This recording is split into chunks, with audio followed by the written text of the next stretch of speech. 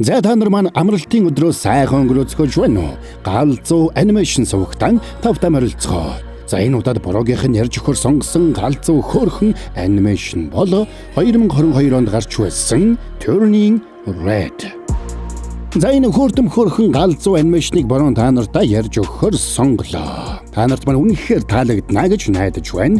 За тэгээд энэ хөөрхөн галзуу анимашныг 100% дээд зэргийн Japonica сортын будаагаар хийсэн премиум ангиллын эрүүл снэк Messi-тэй хамтран хүргэж байна. Та нар маань тэгээд Saba Drago бол Saba, дарцсан бол лайк дарахтал тэгэл болоо явчихж байгаа юм шүү.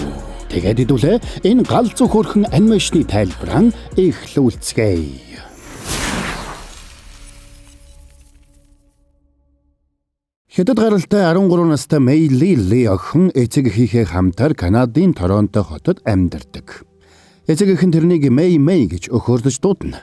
Охины гэр бүлийн гол үрээ бол эцэг эхээ хүндэл. Тиймээс ч Мэйли охин ээжийнхээ үгнээс зөрөхгүй байж, ээжийнхээ хүссэнчлэн онд сурч ажилд нь туслах гэж байдгаараа хичээдэг, үүндэж сэтгэл хангалуун явдаг.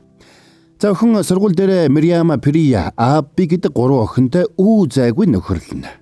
Охтууд сургуулиуд харсны дараа зэрэгэлдэх дэлгүүрээр заавал дайрдаг байлаа. Учир нь Мэйлэн тэр дэлгүүр тудалдагчаар ажилладаг Дэвэн гэгч хүүг баг зэрэг крашлнаа. Гэхдээ дөрөв найзын хамгийн том краш нь өсвөр насныхны дунд алдартай Fall Town гэгч хамтлагийн хөвгүүд. Тэр нэг өдөр хичээлээ тарсны дараа найзууд нь Мэйлэнийг хамтдаа караокед очиод дуулъя гэж ятгалаа. Гэвч ээжтэй туслах ёстой Мэйлэн тэдний саналаас татгалзаад шууд гэрийнхэн хажууд байх сүм рүү явж очино. Мэйлний гэр бүл Торонто дэх нэг онцгой сүмийг ажилуулдаг байлаа. Сүмийн гол шүтэн болох Мэйлний өвөг дээдэс сүнийн улаан пандануудын хамгаалагч гэгддэг аж. Харин Мэйли охин хичээлээ тараад шууд ээж дээрээ очиод сүмээ цэвэрлж жуулчдыг хүлээж авахт нь бэлддэг байж. Улмаар ээж нь жуулчдад сүмээ тайлбарлах зуур Мэйлин охин улаан панданы дүрд тоглож жуулчдыг баясгана.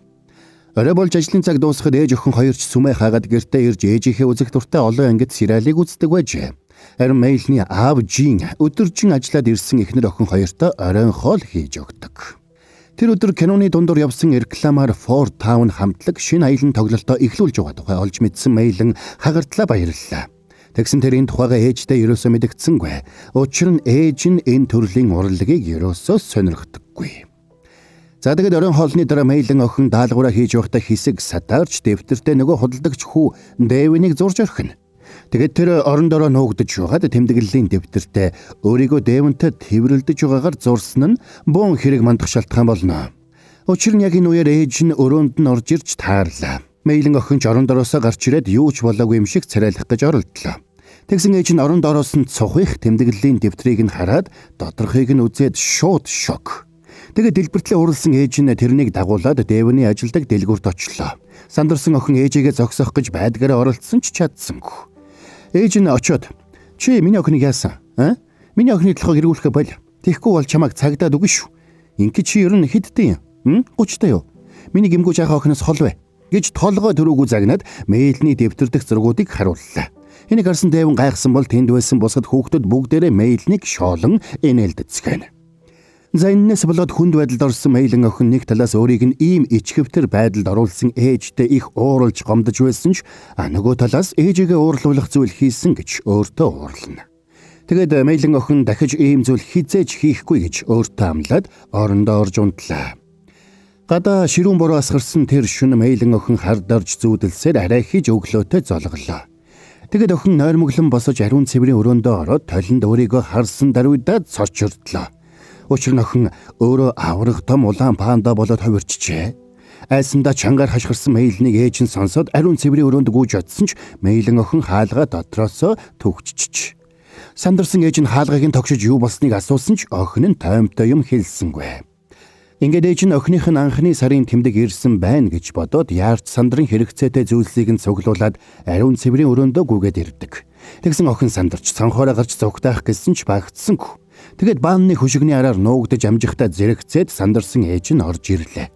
Тэгсэн ээж нь Мэйлэнд юу тохиолдсныг мэдэж амжихаас өмнө гал дээр тавьсан хоол нь түлэгдэж эхэлсэн учраас сандраад галтгоор угаа гүйхэд Мэйлэн охин энэ удаад ээжтэй баригдалгүй өнгөрнө. Сандарсан охин өрөөндөө орж орон дээрээ хэвтээд тайвшрах гэж байдгаараа хичээнэ. Тэгсэн тэрний сэтгэл санаа нь тайвшрахтаа зэрэгцээд эхлээд чихнэ. Дараа нь сүүл нь арилж эцэстээ бүхэлдээ хэвийн байдалд орлоо. Гэхдээ охины үсний өнгө улаан хэвээрээ үлджээ. За ингээд Мэйлэн үснийхээ өнгийг нуухын тулд малгай өмсөд ээжээрээ сургууль руугаа хөргүүллээ. Тэгээд сургууль дээрээ ирээд найзуудтайгаа уулзаж юу ч болоогүй юм шиг байхыг хичээсэн ч ангийнх нь Банд Тейлор тэрнээр тоглоом хийж Мэйлэнийг Дэвэнтэй холбосон янз бүрийн зургийг хэвлж сургуулийн коридор даяар наажээ. Уралсан Мэйлэн тэрнийг цохих гэсэн ч гар нь улаан пандагийн сарвуу болж хувираад ард нь сүүл гарч ирсэн учраас Мэйлэн сандарч бошуухан ангид ордог. Тэгээд ширээндээ сууж тайвшрах гэж байдгаараа хичээж эхэлнэ. Сайн найз Мираман ирээд юу болсныг асуухад Мэйлэн юу ч болоогүй тооны хичээлдээ суух гэд сэтгэл хөдлөөд гэж булзаарууллаа. Тэгсэн Мириам тэрэнд нэг цаасны хилдэрхий атгууллаа. Цаасан дээр ээж чинь гадаа байна гэж бичиж. Ээжигээ сургуулийнх нь гадаа байгааг мэдсэн Мэйлэн охин эцсэндээ сандарч эхэлнэ. Удалгүй сургуулийн харуул ээж дээр нь очиод тэрнийг тэндээс явахыг шаардсанд ээж нь тэрнтэй муудалцаж тэр бүхэл шилбрүүн өшгөлсөнд ангид байсан хүүхдүүд ч тэдний шууганаар сонхон дээрээ шавцгаалаа. Ээж нь аргагүй байдалд ороод сургуулийнх нь гаднаас хөөгдөд явахдаа цүнхнээс ариун цэврийн хэрэгсэл гаргаж ирээд охиндоо өгөх гэж хашгирсанд Мэйлэн ижиж өгөхөө шахдаг. Иннээс болоод охин сэтгэл хөдлөлөө барьж чадалгүй тесэрч том гэгчийн улаан панда болоод хувирчлаа. Аз болоход сурагчид бүгдээрээ цонх руу анхаарлаа хандуулсан байсан учраас тэрнийг анзаарсангүй. Тиймээс ч Мэйлэн тэндээс хар хурдаараа зөөгтнаа. Зарим ээж нь тэрнийг улаан панда болж хувирсныг хараад охиныхоо хойноос хөөж эхэллээ. Мэйлэн хүмүүсээс нуугдахын тулд ариун цэврийн өрөөлөө орсон ч тэнд нэг охинтой хаалц тааралдчихна. Тэгээд сандарсан Мэйлэн цонхоор арай ядан чигсээр гарч зугтаадаг. Ээж нь ч машиндаа суугаад тэрнийг үзэхээр хараасан давхина. Болох улаан панда болсон Мэйлэн замдаа таарсан бүхнээ нурааж хүмүүсийг айлгаж бөөн үүмэн тарж явна. Тэгээд тэр эцэстээ нарийн гудамжаар арай ядан чихсээр гэрийнхэн ойролцоо ирлээ. Охин зүгээрчгүй зүгтах замдаа нөгөө жижиг дэлгүүрийн Дэвнийг хараад амжинаа. Зангид Мэйлэн охин бөөн үүмэн саман осол гаргасны эцэст байшингуудын дээврээр дамжиж явсаар арай гэж гэртээ ирлээ. Тэгсэн удсанчгүй ээж нараас нь хамсгаадж гүйсээр гэртээ орж ирлээ. Гэтэл хаасайгүй эвдэрч сүйдсэн зүйлс тэрнийг өгддөг. Харин охин нь өрөөндөө орчихсон хүнжил доогуур шургаад цорхирон уйлж байлаа. Энэ үеэр аав нь орж ирээд нөгөө төгч нь эхэлчихсэн үү гэж асуухад Мэйлэн энийг сонсоод гайхаж тэр мөчид ээж аав нь өнгөрсөн хугацаанд өөрөөс нь ямар нэг зүйл нууж ирсэн болохыг ухаарлаа. Тэгээд тэр гурав гэрээрээ дамжаад сүмрүүгөө ороход ээж нь тэрэнд нэг түүхийг ярьж өгдөг. Хэдэн зуун жилийн өмнө тэдний өвөг дээдэс Сүнги дайны аюулаас огтоо хамгаалахын тулд бурхтаас өөрийгөө авраг том улаан панда болгож өгөхийг гуйсан байж. Улмаар нэгэн улаан сартай шөнө бурхад тэрний хүслийг биелүүлж сэтгэл хөдлөлөө удирдан хүчрхэг нууцлаг аратан болон ховирох чадварыг хайрлаж. Ингэснээр тэр эмэгтэй дээрэмчдийг хөөн зайлуулж тосгоноо хамгаалж гэр бүлээ сүйрлээс аварч чадсан байна. Тэр цагаас хойш олон жил өнгөрөхөд Сүнги энэ чадвараа охиддоо дамжуулж тэд ч бас өөрсдийн охиддоо уламжлуулсаар өдийг хүрч. Тэгсэн цаг хугацаа өнгөрхийн хэрээр ертөнц өөрчлөгдөж нэгэн цагт бэлэг байсан зүйл эргээд тэдэнд хүндрэл учруулж эхэлсэн нь тэр байлаа. Энийг сонсон Мэйлэн галзууртлаа ууралж энэ бол бэлэг биш хараал байна гэж хашгираад өвөг дээдсийнхээ хөргийг урах гэж дайрлаа. Аз болоход эцэг эхэн тэрнийг тайвшруулж энийг засах боломжтой гэдгийг охиндоо тайлбарлана. Ээж минь нь өөрөө ч ийм замыг туулсан байжээ. Тэгээд энэ асуудлыг шийдэхийн тулд тэд улаан сар гарах үед тусгай зан үйл үйлдэж улаан пандагийн сүнсийг лацдах цорын ганц арга байгаа гэдгийг тайлбарладаг. Ээж нь улаан пандагаа зүйлтэн дотроо лацдсан байлаа. Тиймээс Мэйлэнийг ч бас ингэж лацдаж болно гэж ятгана. Ингэснээр Мэйлэн улаан пандагаас бүр мөсөн ангижрах байлаа. Тэгсэн гол асуудал нь хамгийн ихний улаан сар дараа сарын 25-нд тохиохоор байдаг. Өөрөөр хэлбэл Мэйлэн тэр болтол сэтгэл хөдлөлөө аль болох барьж байх ёстой. Учир нь хүчтэй мэдрэмж төрөх бүрд дотроос нь улаан панда гарч ирнэ. Зангид эцэг эхэн элдв осол гарахаас сэргийлж өрөөгөн суллаад матрасыг нь тавьж өгөөд Мэйлэнийг хэвтүүлдэг. Өрөөнөөс нь гарах үедээ ээж нь аимшигтай юм. Одоо яах вэ гэж аавтай ярилцахыг сонссон Мэйлэн охин бүрч илүү гонигэлсэнд тэр дороо дахин улаан панда болж хувирдаг. Маргааш өглөө нь ээж нь шалан дээрх улаан хялгаснуудыг тоос сорогчоор гонигтайгаар соруулж байх хооронд Мэйлэн улаан пандагаа алга болгох гэж янз бүрээр л оролцсоор байна. Тэгсэн яаж ч хичээгээд нэг л болж өгдөггүй. Удалгүй найзууд нь цонхны гадаа ирээд тэрнийг зүгээр эсхийг асуулаа. Мэйлэн охин ч хөшигний ард нуугдаад баг зэргийн асуудал тулгарсан ч зүгээрээ гэж тайлбарлана. Гэвч Fort Town хамтлаг тэдний амьдардаг Торонтод тоглолт хийх гэж байгааг найзуудаасаа сонссон Мэйлэн бие барьж чадалгүй. Цонхоо нээсэнд том улаан пандаг харсан найзууд нь үгтлээ айж хашгирцгаалаа. Мэйлэн ч тэдний гялс хамж аваад цонхороо дотогшоор улчихна. Найзууд нь өөрөөс нь айж, өөрөөс нь зүгтаах байхаа гэж Мэйлэн охин бодож байлаа. Тэгсэн эсэргээрээ найзуудад нь тэрний энэ шин дүр төрх харин ч таалагддаг. Тэр бүхэл Эбби Прия хоёр тэсэлгүй улаан пандаг тэрж аваад өхөөрдөж эхэлнэ. Мириам тэрнээс юу болсныг асуухад Мэйлэн "Гүй энэ нэг тиймэрхүү ээжээсээ авсан генетикийн зүйл байгаа юм л да" гэж ээрч төгдрөн хариулаад "Гэхдээ удахгүй зүгээр олчихно" гэж хэлсэн боловч энэ үгэндээ өөрөө ч итгэхгүй байлаа. Тэгээд Fort Town-ы тоглолт эх сарын 18-нд болно гэж хэлхийг Эббигээс сонссон Мэйлэн цорхиртэл уйлдаг. Улаан сар 25-нд гарах учраас тоглолтод очиж чадахгүй гэдгээ Мэйлэн ойлгожээ.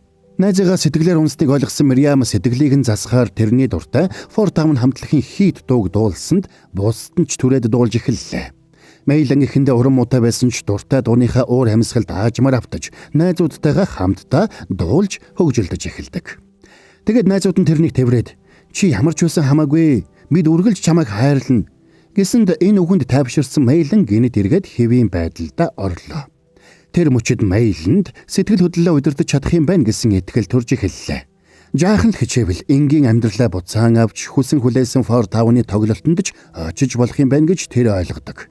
Тиймээс ч найзуудтайгаа зөвлөлдөөд амьдралд ганц л олдох энэ боломжийг алдахгүй байхаар шийдээд аав ээжээсээ зөвшөөрөл гуйхаар тохиролцлоо. Тэгсэн энэ үеэр ээжийнх нь хүлийн чимээ гарч өрөөлүүд өгөж ирж яваа сонсогдноо. Мэйлэн ч найзуудаа гялс гаргаад аав ээжтэй дотоод пандагаа удирдах сурсан гэдгээ хэлээд шалгаж үзхийг санал болгоно. Эцэг эх нь энэ үгэнд нь төдийлөн итгэхгүй байлаа. Гэсэн ч тэд шалгаж үзэхээр шийддэг. Тэгээд тэд Мэйлэнд хүчтэй сэтгэл хөдлөл төрүүлэх үйц зургууд үзүүлсэн ч Мэйлэн бие барьж улаан панда болж хувирсангүй. Эцэст нь ээж аав хоёр нь эцсийн мэхээ хийж Мэйлэний аав хайрцаг дүүрэн өхөөрдөн муурын зулцганууд авчираад тэрэнд харууллаа. Өхөөрдөн муурын зулцгануудыг харсан Мэйлэн охин ч сэтгэл хөдлөлөө арай ядан барьж байлаа. Тэгээд эсэлгүй улаан панда гарч ирэхийн даваан дээр Мэйлэн охин гүнзгий амьсгаа аваад найзуудынхаа тухай бодсонд сэтгэл нь дороо тайвширдаг. Аав ээж нь энэ байдалд нь итгэж ядна. Яаж сэтгэл хөдлөлөө ийм сайн удирдах сурсан тухай асуухад охин "Миний сэтгэл хөдлөж эхлэх бүрд би дэлхийд ярих хамгийн их хайртай хүмүүсээ бодоод л тайвширчдаг. Тэр нь та нар л да" гэж хэллээ. Энийг сонссон ээж нь охиноороо бахархаж тэрнийг тэрж авлаа. Мэйлэн ч энэ завшааныг ашиглаад тоглолтод явах зөвшөөрөл гуйхаар шийднэ. Тэгээд охин ээжээсээ зөвшөөрөл авах гэж байдгаараа хичээж тэр бүхэл проектороор ээж бүрэн танилцуулга хийсэн ч харамсалтай нь ээж нь нүүр өгсөнгүй. Ээж нь тоглолтын дээр Мэйлэнийг сэтгэл хөдлөлтөд автаад өөрийгөө хянж чадлагүй аюултай байдалд орно гэж бодож байлаа. Мэйлэний аав ээжд нь хандаад охиндоо итгээд үзхийг ядгсан ч ээж нь "Би охиндоо итгэж байгаа. Харин тоглолтын цуглах зах замбраагүй залуустал итгэхгүй байна" гэж эрс шийдэмгий хэлдэг. Тэгээд ээж нь татгалзаад тоглолтод явах боломжгүй гэж хатуу хэлснээр энэ сэдвийг хаалаа. Мэйлэн хэдийгээр сэтгэл дундуур байсан ч эцэг эхтэй өөрийг нь сонссонд нь талархаад танилцуулга хийсэн хамаг зүйлсээ хамж аваад өрөөлөвгөө явдаг. Тэгсэн гинт гэрээ утсан дугарлаа. Аав нь утсаа аваад хадам ээж нь залгаж байгааг мэдээд утсаа бушуухан эхнэртээ өгдөг. Эхнэр нь ээжээгээ залгаж байгааг сонсоод айсандаа ухаан алдах шахан. Тэгээд салганам байж утсаа авахд ээж нь нэг том улаан панда Торонто хотын гудамжийг түүвэсэн тухай мэдээг зурагтаар үзсэн гэдгээ хэлээд Мэйлэний асуудлыг шийдэж өгөхийн тулд Торонтод очих гэж байгаа гэдгээ хэллээ. Сандарсан минь "Гүй та ирэх шаардлагагүй. Бүх асуудлыг өөрөө зохицуулчихна" гэсэн ч ээж нь тоосонгүй шууд л утсаа тасалчихна.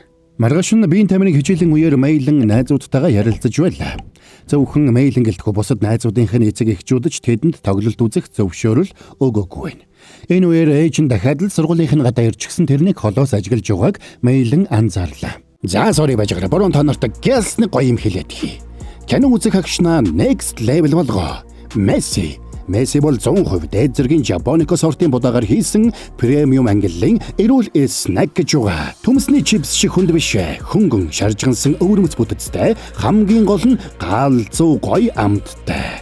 Борогийнхан тайлбарыг үзэж байхдаа идэхэд яг тохирно заяа. Гэртээ сууж байхдаа ч кино театрт байгаа юм шиг л vibe-ыг мэдрэн гэд боддоо. Галзуу биз? BBQ chicken зүгийн балтай чихэрлэг гэсэн төрлүүдээс сонголтон хийгээрэй. Кино тайлбараа үзэхдээ Мессиг бэлт. Ягд гэвэл чигнэмиг дуусгахад л жинхэнэ кино эхэлдэг.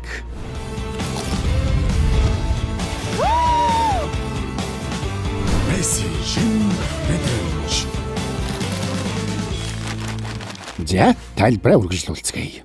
Тэгсэн Тайлер тэрнийг хараад ээжийн бяцхан охин гэж шоолж эхэллээ. Мэйлний уур нь хурч гартаа барьсан бөмбөгөө байдаг хүчээрээ шидтэл гар нь пандагийн гар болж хувираад бөмбөгөө асар хүчтэй шидээд Тайлер золдол оногдчихсангүй. Энийг гэрсэн биеийн тамирын багш нь Мэйлнийг дөрмийн бус үйлдэл гаргасан гэж талбайгаас хөөлөө. Уур нь хурч уушгин сагсайсан Мэйлнийг найзууд нь ч тайвшруулах гэж байдгаараа хичээж ариун цэврийн өрөөлөв дагуулад орцгоно. Тэгэд тэд Мэйлнийг тайвшруулсныхаа дараа амьдралд ганц олдох боломжийг алдахгүй тулд чадах бүхнээ хийхээр тохирцгоно. Тэгэд тэд тоглолттой өдөр нэгнийдээ хонлоо гэж хэлээд хамтдаа нууцаар тоглолтоо үзэхээр шийдцгэлээ. Гэхдээ энэний тулд тэд эхлээд тасалбарын мөнгө олох хэрэгтэй. Нэг тасалбар $200 үнэтэй учраас тэдэнд нийт $800 хэрэгтэй болсон нь тэр. Тэгсэн тэдэнд $800 олох ямар ч санаа төрсөнгүй. Өхөрдөм улаан пандаг харуул бүтээлт санаа төрөх байх гэж бодсон Эбби тэрнийг улаан панда болж хувирахыг гуйсанд Мэйлэн ч цааргалсангүй найзаагаа тэрч аваад улаан панда болж хувирлаа. Тэгсэн яг тэр мөчид ангийнх нь хэдэн охин ариун цэврийн өрөөнд орж ирж таарна. Мэйлэн сандраад гэлс нуугдсан ч цаадуул нь аль хэдийн харчиж. Гэхдээ тэд айхан бүхэл улаан пандаг өхөөрдөж дахиад харахын тулд мөнгө өгөхөс ч буцахгүй гэдгээ хэлсэнд ийм аргаар тасалбарын мөнгө олж болох юм байна гэсэн санаа дөрөв найзад төрдөг. За ингээд тэд сургуулийнхаа сурагчдад улаан пандатай төлбөртэй зураг авахуулах үйлчилгээ үзүүлж эхэллээ. Тэдний ажил бүтэмжтэй байсан учраас удалгүй өргөжүүлж улаан панданы савартай подолог, ээлдэв хэрэгсэл, гоёл чимэглэл зарж эхэлнэ. За ингээд мань дөрөв хэд хоногийн туршид тасалбарынхаа мөнгийг чадах чинээгээрээ бүрдүүлсэн ч яг $100 сох дутлаа. Тоглолт ирэх бям гарагт болох гэж байсан учраас тэдэнд цаг багуулджээ. За ингээд үлдсэн $100 яаж олох талаараа тэднийг зөвлөлдөж байтал Тайлер ирээд Мэйлинээс төрсөн өдрийн үдэшлэгт нь улаан панда болж ирэхийг хүсдэг. Улаан панда сургуулийн хүүхдүүдийн дунд алдаршсан учраас Мэйлнийг ирүүл сургуулийн хүүхдүүд ч бөөнөрөө ирнэ гэж тэр бодож байлаа. Тайлерт дургу учраас Мэйлэн эхэндээ татгалзнаа. Хариуд нь Тайлер хэрвээ зөвшөөрөхгүй бол та нарын хийж байгаа зүйлсийг ээжэд чинь хэлнэ шүү гэж сүрдүүлэх гэж оролддог.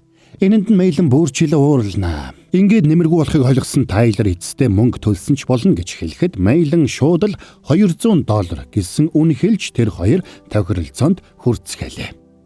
За тэгээд Тайлерийн төрсөн өдрийн орой боллоо. Мэйлэн математикийн клубт явлаа гэж хэлээд гарахыг завдтал ээж нь тэрнтэй хамт явна гэд зүтгэжлээ. Мэйлэн ээжигээ болиулахыг оролдсон ч энэ удаад тэр охинтойгоо хамт явна гэж хатуу шийдсэн байна. Арга барсан Мэйлэн ээжтэй би тантай хамт явахыг хүсэхгүй байна гэд цочтол нь хэлж орхилоо. Тэгсэн яг тэр мөчид гадаа хаалга онгойж Мэйлний эмээ дүүнэрээ дагуулсаар орж ирдэг. Тэд улаан пандаг лацдах зан үйлийг хийхээр ирсэн нь тэр. Ингээд Мэйлэн гэрээсээ гарч чадхааргүй боллоо. Энэ үеэр нөгөө талд Тайлерийн төрсөн өдрийн үдэшлэг дээр зочд нь улаан пандаг тийсэн ядан хүлээцгэн. Гурван найз нь ч тэнд ирчихсэн эвгүй царайлаад сууж байлаа. Мэйлний нагад зэгчнэр нь тэрнийг өхөөрдөж бэлэгсэлт инээ тэрэ гисээр угаад Мэйлэн үдэшлэгээс аль хэдийн 40 минут хоцроод байлаа. Аргагүй байдалд орсон тэр нагад зэгчнэртээ анзаарагдлгүй гарахын тулд эрт унтна гэж хэлээд өрөөндөө орно. Тэгэд орон дээрээ чихмэл тоглоомуудаа хүнжлэр хучаад цонхоор гарахаар зэгдэг. Тэгсэн чинь эмээ орж ирээд хашаанаас улаан өнгийн ноос олсноо хэллээ. Тэгээд болж өгвөл улаан пандаг дахин ил гаргахгүй байхыг анхааруулж, ингэх бүрд мангас улам хүчрэхэг болж, ангижрахад улам хэцүү болдоо гэдгийг сануулдаг. Мэйлэн эмээгээ гарсан даруйд цонхоороо гарч харах хурдаараа гүйсээр Тайлерийн гэрт очлоо. Тэгсэн тэр эмээгийнхээ үгнээс болоод улаан панда болж хувирахаас болгоомжлдог. Тэгээд оронд нь гэр бүлийнхээ сүмд өмсдөг улаан пандагийн өмсгөлийг өмсөд ирсэн байна. Тэгсэн жинхэнэ улаан пандаг хүлээж байсан хүүхдүүдийн урам хуваарлаа. Тайлер ч жинхэнэ улаан панда гарч ирэхгүй бол $200 төлөхгүй гэж сүрдүүлдэг. Найзууд нь тоглолтод явж чадахгүй болсондоо гунигалж байгааг хараад сэтгэл шулуутсан Мэйлэн эцэстээ эмээгийнхээ үгийг үл тоогоод улаан панда болж хувирдаг. За тэгээд төрсөн өдрийн эзэн Тайлерийн хүсснээр хөгжилдөд цөөхөж үдэшлэгт ирсэн хүүхдүүдийг хөгжөөж эхэлнэ. Улаан пандатай пари өсвөр насны хүүхдүүдэд үнэхээр таалагдж Тайлерийн париж тэдний хувьд хамгийн галзуу пари болон хувирлаа. За тэгээд парти явуулж угаад хэсэг намжихад дөрөв найз байшингийн дээвэр дээр амс хингээ бэлөөдж тоглолтод очих болсондоо баярлцгааж элдвийг мөрөөдөн ярилцгаана.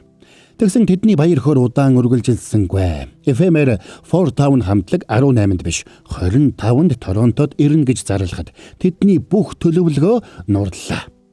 Эби тоглох хотыг андуурснаас болоод Торонтод ирэх өдрийг андуурсан байж ингэснээр тоглолт Мэйлний улаан пандаг лацдах зан үйлийн тэр өдөртөө давхцаж Мэйл нь тоглолтод очиж чадахгүй нь тодорхой болно. Энэгээр Мэйлний эмээ болон нагад цэгчнэр нь зочид буудалд буудлахаар явцгааж байлаа. Тэгээд тэднийг явсны дараа ээж нь охиноо харахаар өрөөлөн шагаахдаа цонх нь онгорхой байгааг олоод харна. Тэгээд цонхыг нь хааж өгөх санаатай явж байхдаа орных нь хажууд байсан жаазтай зургийг гიშгээд жаазны шилийг хагаллаа. Тэгээд сандраад тонгоогод шилийг түүж байхдаа Мэйлний орондор байсан улаан пандагийн зургнууд болоод ээлдэв хэд зүйлсийг олоод гайхан цочирдно. Тэгээд ээж нь охиноо сэрээгээд тайлбар авахыг оролдсон ч охин нь орондоо байсангүй. Энэ үеэр найзуудтайгаа хамт тоглолтод явж чадахгүй болсондоо харамссан Мэйлэн ягаа мэдэхгүй сандарч өмөрсөндөө өөрийн мэдлгүй улаан панда болж хувирлаа. Тэгсэн дайны хажуугаар дажин гэгчээр Тайлер тэрнийг бууж ирээд зочдтой дахиад тоглохыг шаардаж эхэлнэ. Энийг сонсон Мэйлэн ууралж Тайлер руу давшилж эхэлнэ. Тайлер хариу ууралж амлсан мөнгөө өгөхгүй гэж хэлээд эцэст нь "Чи яг ээжтэйг адилхан гажиг амтан" гэх тэр. Ээжийг нь ингэж доромжилсанд тэрний төвчээр нь барагдаж хяналтаалдаад Тайлер руу дайран орлоо. Аз болоход ээж нь амжиж ирээд Тайлерын амийг аварлаа. Тайлерч байдгаараа уйлчихсан айсандаа тусламж хүсэж байдаг. Энэ явдлыг харсан бусад хүүхдүүд улаан пандагаас айцгаажээ. Дараа нь ээж нь Тайлерын эцэг ихэд баахан зэмлүүлж тэр ирчээрээ Мэйлний 3 найзыг буруутгаж "Та нар охиныг маань уруу татаж муу нөлөө үзүүлж чинь" гэж зэмлдэг. Гэмгүй ээжигээ загнуулсан найзуудыгаа Мэйлэн дотроо битүүхэндээ өмөрч байсан ч ээжтэй ямар ч тайлбар хэлж зөрхөлсөнгүй. Энэнд нь найзуудынхан ч урам хугарцгаалаа. 7 хоногийн дараа хүсэн хүлээсэн өдөр ирлээ. 3 найз нь тоглолтын тасалбар авч харин Мэйлэн онцгой зан үйлдээ бэлтгэнэ. Тэгэд ээжийнхээ хүсэл дээр хувцсаа солихоор явна. Тэрнийг цаанаалны гунигтай байгааг аав нь анзаарлаа. Тэгээд зойронд юм хурааж байхдаа аав нь тэрний найзуудтайгаа бичлэг хийдэг байсан камерыг нь олдог. Тэгээд охиноо улаан панда болж хувраад найзуудтайгаа хичнээн хөгжилтэй баяр хөөртэй байсныг нь харсан аав нь өөрийн ирэхгүй инээдэг. Тэгээд охиныхоо өрөөнд очиод тэрнээс бичлэгүүдийн талаар асуусанд Мэйлэн гунигтай боллоо. Тэгээд охиндоо сэтгэлээ уудлан ярьж эхнэрийнхээ хувирхийг ганцхан удаа л харж байсан гэдгээ хэлнэ. Мэйлний ээжийн улаан панда маш хүчтэй, авраг том, тэгээд ерөөсө хяналтгүй байж. Тэр үед эмээ нь аав ээж хоёрыг нь гэрлэхийг хориглосон учраас ээж нь хууралж эсэргүүцэхдээ тийхүү авраг том улаан панда болж хувирсан байж. Энэ бүхнийг сонссон Мэйлэн ч аавдаа сэтгэлээ нээж улаан пандагаа явуулмааргүй байгаагаа. Гэхдээ бас мангас шиг харагдахыг хүсэхгүй байгаагаа хэллээ. Хүн бүр сайн муу олон талтай. Гэхдээ сайхан ч вэ. Таагүй ч вэ. Тэдгэрийг байгаагаар нь хүлээн зөвшөөрч хамт амьдрах нь л чухал гэж аав нь зөвлөдөг. Энэ үеэр ээж нь орж ирээд зан үйл эхлэх цаг болсныг хэллээ. За ингээд тусгай зан үйлийг удирдах бөө газарт тойрог зурж Мэйлнийг дунд нь суулгаад улаан сар гэрэлтэх хугацаанд тойрогоос гарахгүй байхыг анхааруулдаг. Тэгээд эмээ, ээж болон нагад зэгч нар нь тойрч зогсоод дуулсанд тойрог гэрэлдэж эхэллээ. Тэгсэн удалгүй улаан сар бүтэн болоход Мэйлэн сүнсний ертөнцид илгээгдэж өвөг дээдэс болох сүнийтэйгээ уулзна. Сүнийч Мэйлэн охинд зориулаад улаан тууцаар толь үүсгэж өгнө. Хэрв Мэйлэн тэр толийг нэвт гарвал тэрнээс улаан пандагийн сүнс мултарч гарах ёстой байж. Ингээд Мэйлэн толь руу хойртож улаан панданы сүнснээс салах гэж байдгаараа хичээсэн ч эцсийн мөчөд улаан панда болж хувраад найзуудтайгаа хөгжилдөж аз жаргалтай байсан мөчүүдээ эргээд сандаг. Тэгээд гэнт бодлоо өөрчилж толь руугаа эргэсэнд Мэйлэн тэр дөрөө улаан панда болж хувирлаа. Зан үйл бүтлгүйтлээ гэж бодсон ээж нь охиноо тайвшруулахыг оролдож зан үйлийг дахиад эхлүүлэхийг хүссэн ч Мэйлэн улаан пандагаа өөртөө үлдээнэ гэж зүтгэж эхэллээ.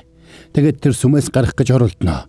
Эцэг их эмээ нагад зэгч нар нь тэрнийг зогсоох гэж байдгаараа хичээсэн ч Мэйлэн тэднийг түлхэж холдуулаад "Би явж тоглолт үзлээ" гэж хэлчихэд гараад явчихна. Тэгсэн Мэйлэнтэй ноцолдоод унах үед ээжийнх нь хүзүүнд байсан зүйлт газарт унаад баг зэрэг цуурсан байлаа. Ингээд охиндоо гомдож ууралсан ээж нь биеэ барьж чадалгүй тесэрсэнд зүйлтэн дотор хоригдож байсан авраг том улаан пандагийн сүнс гарч ирснээр ээж нь хяналтаа алдаж авраг том улаан панда болж хувирдаг. Энэ үеэр Мэйлэн пандагийнхаа хүчийг ашиглаад хар хурдаараа явсаар тоглолт болох стадионд яаран очиж найзуудтайгаа нэгдэнэ. Тэгэд тэр улаан пандагаа устгаж чадаагүй гэдгээ найзуудаа хэллээ. Учир нь энэ бол тэрний салшгүй нэг хэсэг гэдгийг Мэйлэн хүлээн зөвшөөрсөн байлаа. Тэгэд Мэйлэн найзуудыгаа өмөрч үг хэлж чадаагүйдээ чин сэтгэлээсээ уучлал гуйсанд найзууд нь ч тэрнийг уучлан тэрвэрснээр бүх зүйл сайхан болно. Тэгээд тэд тоглолт эхлэхийг тийсэн ядан хүлээцгэнэ. Тэгсэн сонирхолтой нь штэ нөгөө Тейлор хүртэл Ford Town хамтлагийн улаан фэн байж. Тэгээд тэд сонирхол нэгтэй болохоо ойлгоод бас л эвлэрцгээдэг. Гэхдээ аврах том улаан панда болж хувирсан Мэйлний ээж тоглолт болж байгаа цэнгэлдэх рүү ойртож ирж байгааг тэд мэдэхгүй байлаа. Удалгүй Ford Town хамтлаг сүр дүүлэнтэйгээр тоглолтоо эхлүүлсэнд стадионд байсан хүүхэд залуус бүгдээрээ гал зурах шахацгаана. Тэгсэн тоглолтын дундуур гэнэт авраг том улаан панда гарч ирээд тоглолтыг саатууллаа. Авраг том улаан пандаг харсан хүүхэд залуус жайж харсан зүгтээ гүйлдэцгэн.